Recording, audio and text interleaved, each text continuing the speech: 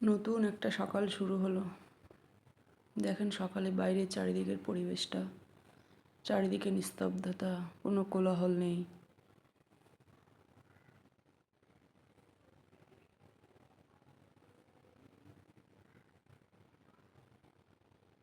চারিদিকে নিস্তব্ধতা। এরকম জানলার ধারে বসে থাকতে খুব ভালো লাগে এই সময়। আর সূর্য উঠে গেছে, এদিকে রৌদ্র উঠবে আজকে মনে হচ্ছে খুব।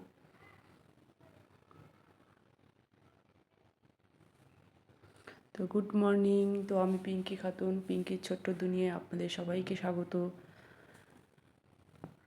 সকাল সকাল ঘুম থেকে উঠে আমি ফ্রেশ হয়ে নিয়েছি। ফ্রেশ হয়ে নিয়ে তারপরে 2 ঘরের বিছানা গুছিয়ে নিয়েছি।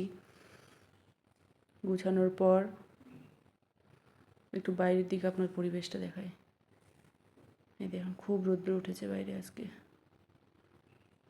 তারপর আমি রান্নার কাজে চলে গিয়েছি। আজকে মেয়েদের এখন জলখাবার দেবো, সকালে জলখাবার দেবো।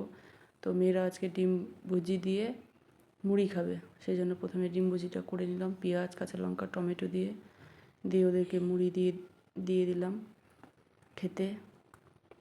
এই খাবারটা খেতে না খুব ভালো লাগে, মেয়েরা খুব পছন্দ করে। আর দেখো ছোটো মেয়ে এখনও শুয়ে শুয়ে ল্যাদ খাচ্ছে। তো ওদেরকে খেতে দিয়ে দিলাম। এদিকে আবার রান্নাও করতে যাব, রান্নাও করতে হবে।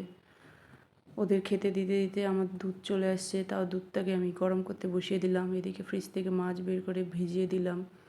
আচ্ছা শোল মাছ রান্না করব, দেখি কি দিয়ে রান্না করি। শোল মাছ আজকে আলু আর সজনা দিয়ে রান্না করব, আর ডিম দিয়ে লাউয়ের তরকারি করব, আর লাউয়ের খোসা ভাজা করব। তো এদিকে আমি রান্না বসিয়ে দিয়েছি। একদিকে লাউয়ের খোসা হচ্ছে, আমার 3টে ওভেন।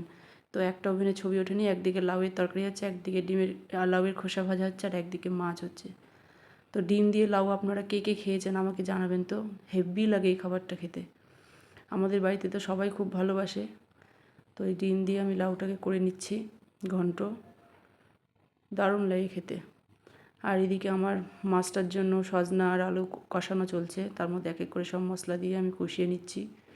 এদিকে লাউয়ের তরকারিটাও হয়ে গেছে, আর লাউয়ের খোসা ভাজাটাও হয়ে এসছে। আর ওইদিকে রান্না হতে হতে এদিকে আমি ইফতারের জন্য তরমুজ কেটে নিচ্ছি, কারণ ইফতারের জোগাড়টা আগে থেকে করে রাখলে না খুব ভালো হয়। বিকালবেলা না করার ইচ্ছা করে না, তখন নামাজ টামাজ পড়ি, বই টই পড়ি, তো আর করার ইচ্ছা করে না। তো তরমুজ সব কেটে নিয়ে ফ্রিজে ঢুকিয়ে দিলাম। দিয়ে এদিকে রান্না আমার কমপ্লিট হয়েছে। তারপর গ্যাস ট্যাস সব মুছে নিয়েছি, নিয়ে পরিষ্কার করেছি। এই যে ছোলাগুলো ছিলে নিয়েছি ইফতারের জন্য, ছোলাগুলো কাঠবাদাম ছিলে নিয়েছি, আর চাল ভিজিয়ে রেখেছি। আমি ভাতটা এখন রান্না করি না, পরে রান্না করি, গরম গরম মেয়েদেরকে খেতে দিই, ওই জন্য চালটা ভিজিয়ে রাখি। আর আজকে রান্নার ফাইনাল লুকটা দেখাই। প্রথমে দেখলেন লাউয়ের খোসা ভাজা, তারপর ডিম দিয়ে লাউ তরকারিটা কেমন হয়েছে বলবেন তো। আর হচ্ছে শোল মাছ দিয়ে সজনা দিয়ে আলু দিয়ে ঝোল। তো এই ছিল আজকে রান্না।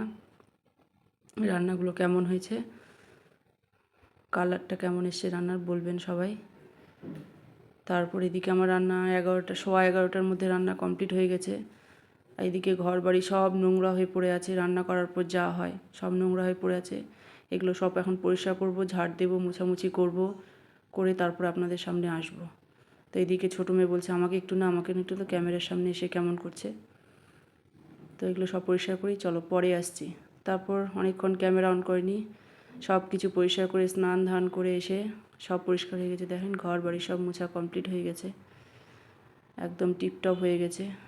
তারপরে স্নান ধান করে সব কিছু করে মেয়েদেরকে খেতে দিতে চলে এসেছি। মেয়েদেরকে এখন খেতে দিব। তো আজকে ব্লগটা কেমন লাগলো